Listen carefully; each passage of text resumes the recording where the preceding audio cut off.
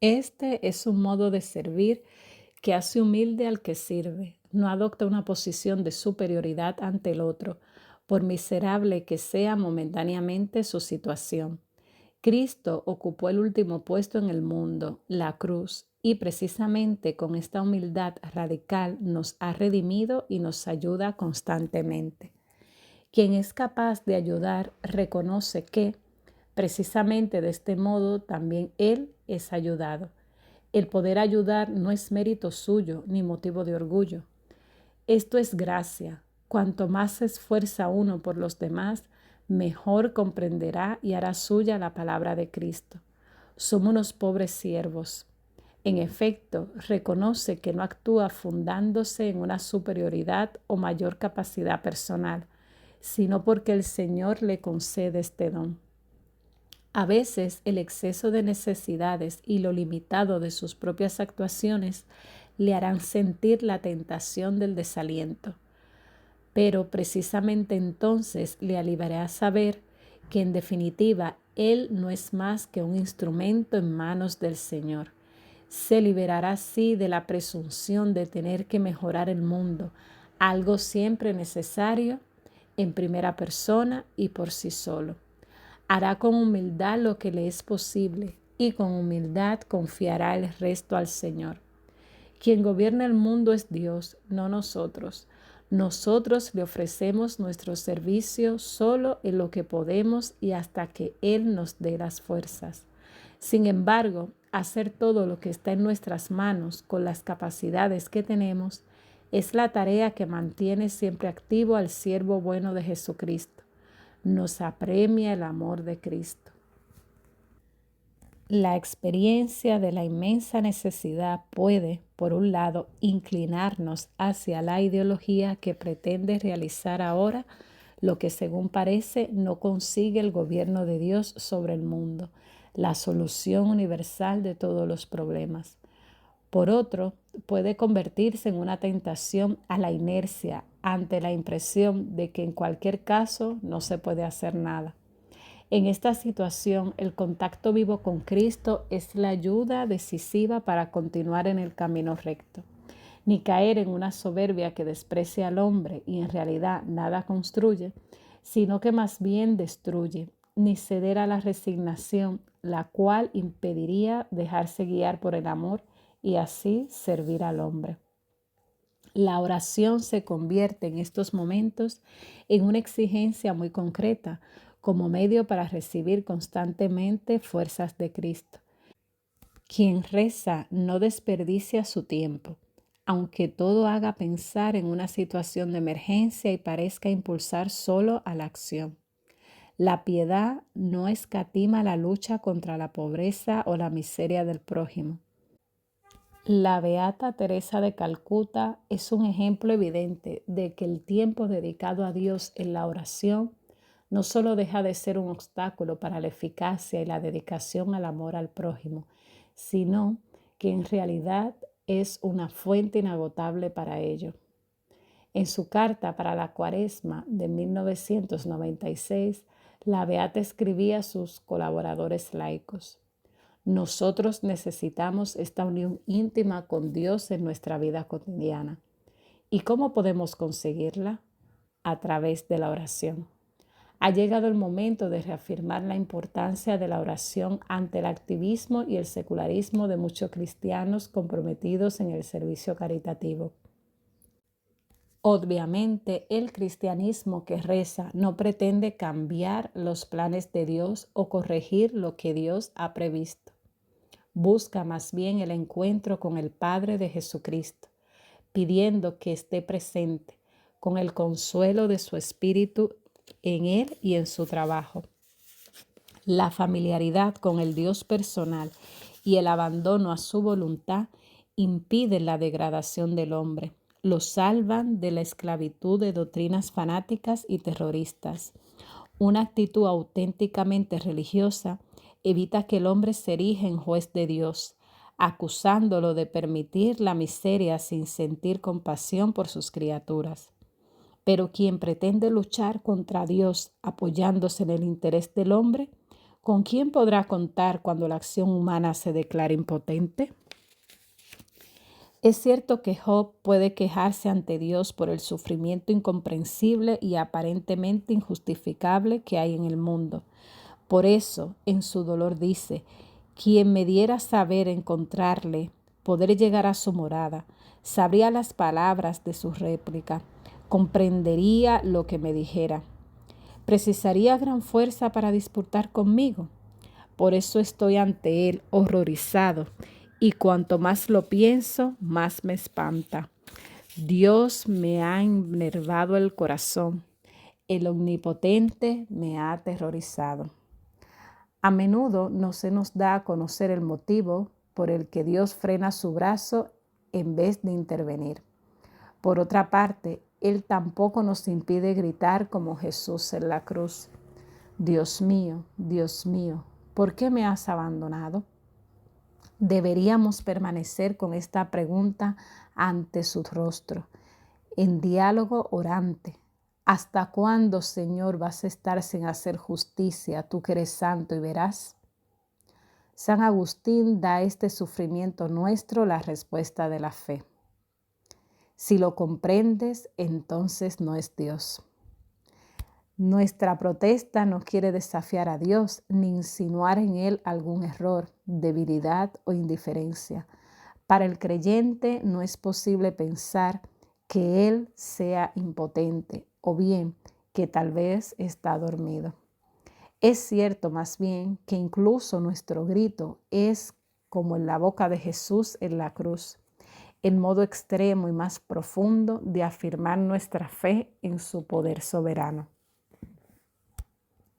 En efecto, los cristianos siguen creyendo, a pesar de todas las incomprensiones y confusiones del mundo que les rodea, en la bondad de Dios y su amor al hombre. Aunque estén inmersos como los demás hombres en las dramáticas y complejas vicisitudes de la historia, permanecen firmes en la certeza de que Dios es Padre y nos ama, aunque su silencio siga siendo incomprensible para nosotros. Fe, esperanza y caridad están unidas. La esperanza se relaciona prácticamente con la virtud de la paciencia, que no desfallece ni siquiera ante el fracaso aparente, y con la humildad que reconoce el misterio de Dios y se fía de Él incluso en la oscuridad. La fe nos muestra a Dios que nos ha dado a su Hijo y así suscita en nosotros la firme certeza de que realmente es verdad que Dios es amor. De este modo, transforma nuestra impaciencia y nuestras dudas en la esperanza segura de que el mundo está en manos de Dios y que no obstante a las oscuridades, al final vencerá Él. Como luminosamente muestra el Apocalipsis mediante sus imágenes sobrecogedoras. La fe que hace tomar conciencia del amor de Dios revelado en el corazón traspasado de Jesús en la cruz, suscita a su vez el amor. El amor es una luz, en el fondo la única, que ilumina constantemente a un mundo oscuro y nos da la fuerza para vivir y actuar. El amor es posible y nosotros podemos ponerlo en práctica porque hemos sido creados a imagen de Dios. Vivir el amor y así llevar la luz de Dios al mundo, a esto quisiera invitar con esta encíclica. Contemplamos finalmente a los santos, a quienes han ejercido de modo ejemplar la caridad. Pienso particularmente en Martín de Tours, que primero fue soldado y después monje y obispo, casi como un ícono. Muestra el valor insustituible del testimonio individual de la caridad. A las puertas de Amiens, compartió su manto con un pobre. Durante la noche, Jesús mismo se le apareció en sueños revestido de aquel manto, confirmando la perenne validez de las palabras del Evangelio. Estuve desnudo y me vestisteis. Cada vez que lo hicisteis con uno de mis humildes hermanos, conmigo lo hicisteis. Pero ¿cuántos testimonios más de caridad pueden citarse en la historia de la Iglesia, particularmente todo el movimiento monástico, desde sus comienzos con San Antonio Abad? Muestra un servicio ingente de caridad hacia el prójimo. Al confrontarse cara a cara con ese Dios que es amor, el monje percibe la exigencia premiante de transformar toda su vida en un servicio al prójimo, además de servir a Dios. Así se explican las grandes estructuras de acogida, hospitalidad y asistencia surgidas junto a los monasterios. Se explican también las innumerables iniciativas de promoción humana y de formación cristianas, destinadas especialmente a los más pobres, de las que se han hecho cargo las órdenes monásticas y mendicantes primero, y después los diversos institutos religiosos masculinos y femeninos a lo largo de toda la historia de la Iglesia. Figuras de santos como San Francisco de Asís, Ignacio de Loyola, Juan de Dios, Camilo de Lelis, Vicente de Paúl, Luisa de Marillat, José B. Cotolengo, Juan Bosco, Luis Orione, Teresa de Calcuta, por citar algunos nombres. Siguen siendo modelos insignes de caridad social para todos los hombres de buena voluntad. Los santos son los verdaderos portadores de luz en la historia, porque son hombres y mujeres de fe, esperanza y amor. Entre los santos sobresale María, Madre del Señor y espejo de toda santidad. El Evangelio de Lucas la muestra tareada en un servicio de caridad a su prima Isabel, con la cual permaneció unos 3 meses para atenderla durante el embarazo. Magnifica anima mea Dominium, dice con ocasión de esta visita, proclama mi alma la grandeza del Señor, y con ello expresa todo el programa de su vida, no ponerse a sí misma en el centro, sino dejar espacio a Dios, a quien encuentra tanto en la oración como en el servicio al prójimo. Solo entonces el mundo se hace bueno. María es grande precisamente porque quiere enaltecer a Dios en lugar de a sí misma. Ella es humilde, no quiere ser sino la sierva del Señor. Sabe que contribuye a la salvación del mundo, no como obra suya, sino solo poniéndose plenamente a disposición de la iniciativa de Dios. Es una mujer de esperanza, solo porque cree en las promesas de Dios y espera la salvación de Israel. El ángel puede presentarse a ella y llamarla al servicio total de estas promesas. Es una mujer de fe. Dichosa tú que has creído, le dice Isabel. El Magnífica, un retrato de su alma, por decirlo así, está completamente tejido por los hilos tomados de la Sagrada Escritura, de la palabra de Dios. Así se pone de relieve que la palabra de Dios es verdaderamente su propia casa, de la cual sale y entra con toda naturalidad. Habla y piensa con la palabra de Dios. La palabra de Dios se convierte en palabra suya y su palabra nace de la palabra de Dios. Así se pone de manifiesto, además, que sus pensamientos están en sintonía con el pensamiento de Dios, que su querer es un querer con Dios. Al estar íntimamente penetrada por la palabra de Dios, puede convertirse en madre de la palabra encarnada. María es, en fin, una mujer que ama. ¿Cómo podría ser de otro modo? Como creyente que la fe piensa con el pensamiento de Dios y quiere con la voluntad de Dios, no puede ser más que una mujer que ama. Lo intuimos en sus gestos silenciosos que nos narran los relatos evangélicos de la infancia. Lo vemos en la delicadeza con la que en Caná se percata de la necesidad en la que se encuentran los esposos y lo hace presente a Jesús.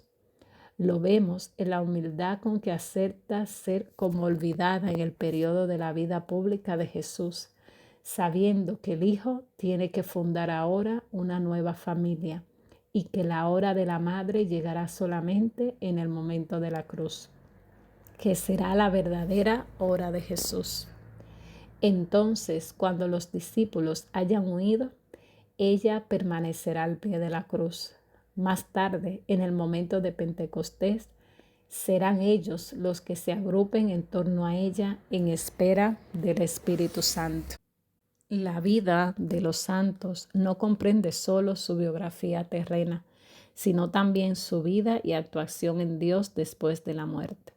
En los santos es evidente que quien va hacia Dios no se aleja de los hombres, sino que se hace realmente cercano a ellos. En nadie lo vemos mejor que en María. La palabra del crucificado al discípulo, a Juan y por medio de él a todos los discípulos de Jesús, ahí tienes a tu madre, se hace de nuevo verdadera en cada generación. María se ha convertido efectivamente en madre de los creyentes. A su bondad materna, así como a su pureza y belleza virginal, se dirigen los hombres de todos los tiempos y de todas las partes del mundo en sus necesidades y esperanzas, en sus alegrías y contratiempos, en su soledad y en su convivencia. Y siempre experimentan el don de su bondad.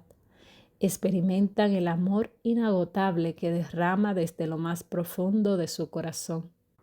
Los testimonios de gratitud que le manifiestan en todos los continentes y en todas las culturas son el reconocimiento de aquel amor puro que no se busca a sí mismo, sino que sencillamente quiere el bien. La devoción de los fieles muestra al mismo tiempo la intuición infalible de cómo es posible este amor. Se alcanza merced a la unión más íntima con Dios, en virtud de la cual se está embargado totalmente de Él. Una condición que permite a quien ha bebido en el manantial del amor de Dios convertirse a sí mismo en un manantial, del que manarán torrentes de agua viva. María, la Virgen, la Madre, nos enseña que es el amor y donde tiene su origen, su fuerza siempre nueva. A ella confiamos la Iglesia, su misión al servicio del amor. Santa María, Madre de Dios, tú has dado al mundo la verdadera luz. Jesús, tu Hijo, el Hijo de Dios, te has entregado por completo a la llamada de Dios y te has convertido así en fuente de la bondad que emana de Él. Muéstranos a Jesús, guíanos hacia Él, enséñanos a conocerlo y amarlo, para que también nosotros podamos llegar a ser capaces de un verdadero amor y a ser fuentes de agua viva en medio de un mundo sediento. Dado en Roma junto a San Pedro el 25 de diciembre, solemnidad de la Natividad del Señor del año 2005, primero de mi pontificado. Benedicto XVI.